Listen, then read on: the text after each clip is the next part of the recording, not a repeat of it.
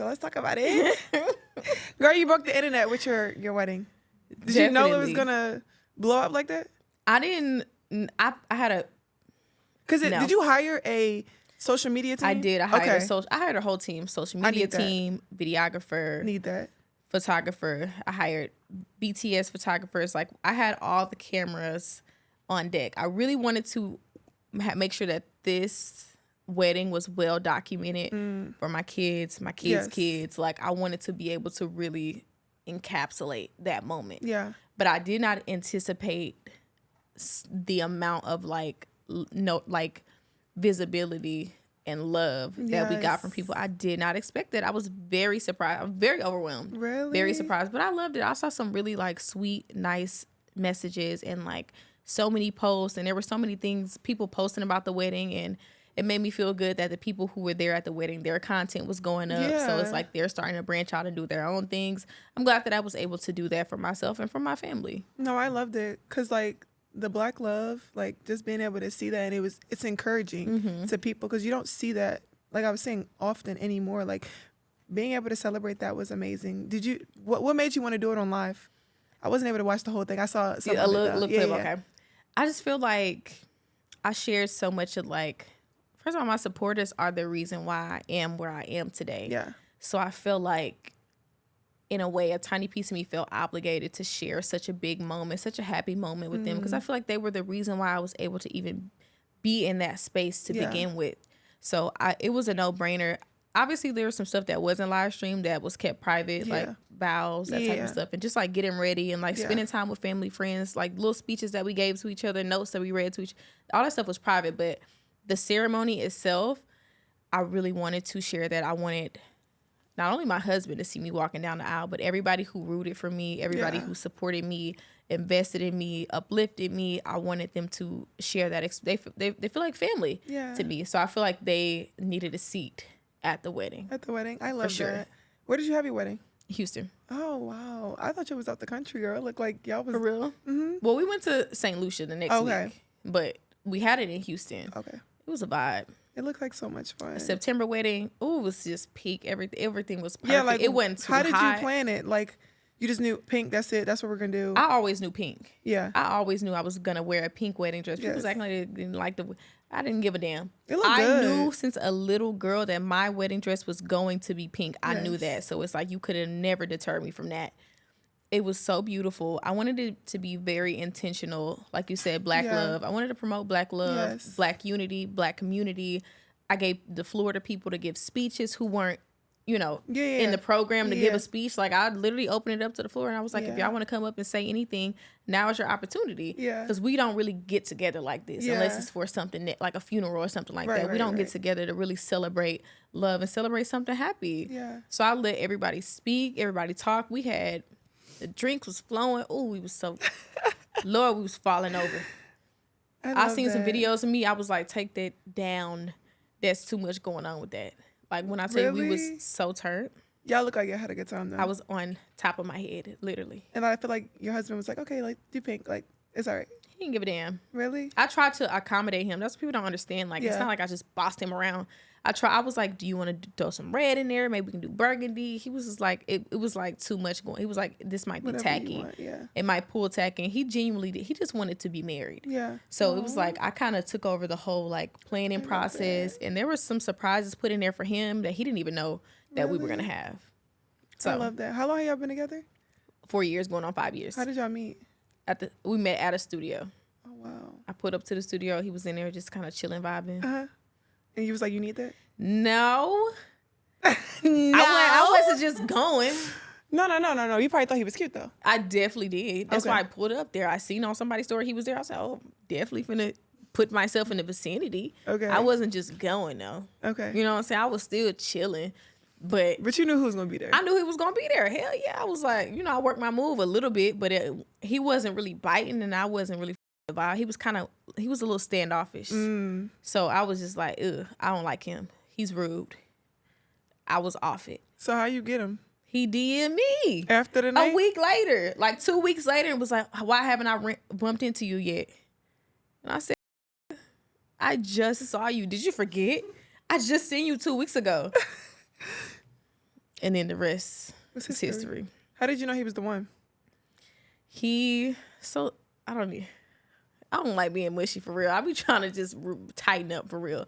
But I knew from the first link, two things happened. Number one, when I pulled up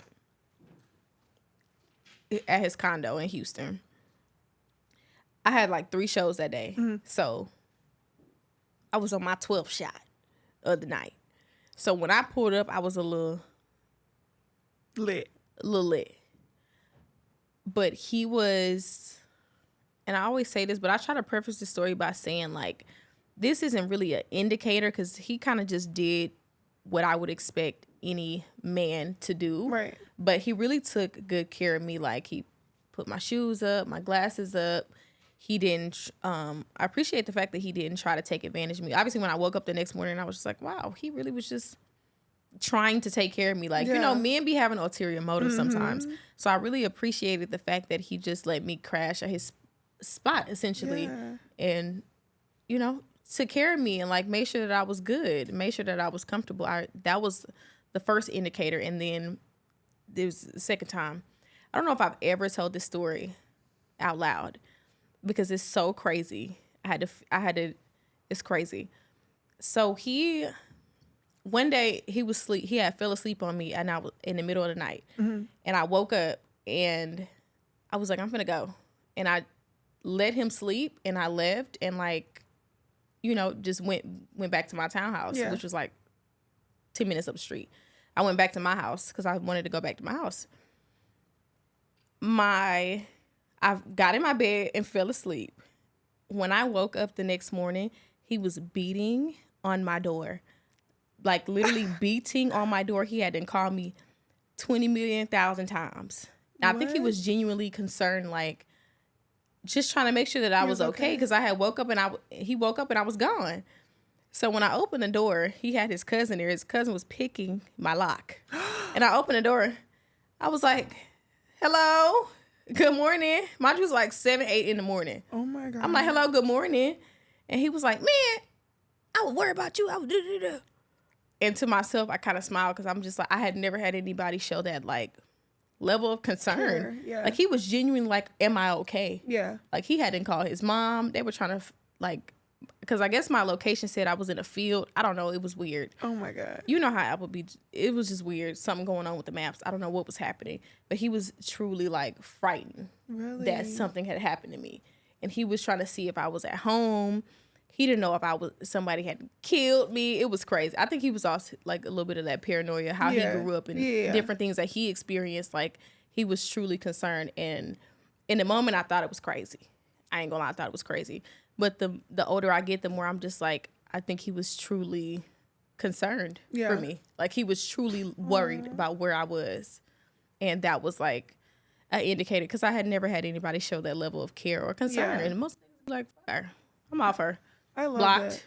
But he was, like, really calling me, texting me, like, are you okay? Are you good? His mom was calling me. Everybody was worried. They were like, thought I was missing or something. Oh, that's cute. Did he want to get married? Did he always want to? No, he wanted to get married.